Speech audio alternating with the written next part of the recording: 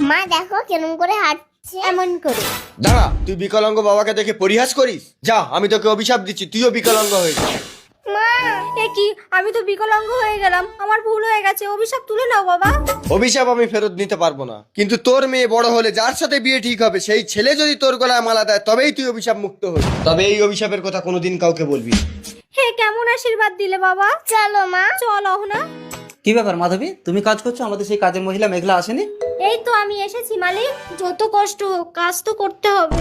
আরে কে এটা? এটা আমার মা। আরে কি অবস্থা হয়েছে এর?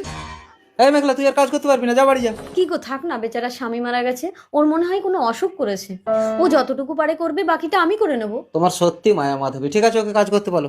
মন খারাপ করিস না মেঘলা, আমি তো আছি। মা আমি করে দেবো। তুই পারবি না অহনা, আমি করে নিচ্ছি। এই মেঘলা দে, আমি করে নিচ্ছি, দে। থাক মালকিন, আপনি আর আমার জন্য কত করবেন। এইভাবে কেটে গেল 20টা বছর।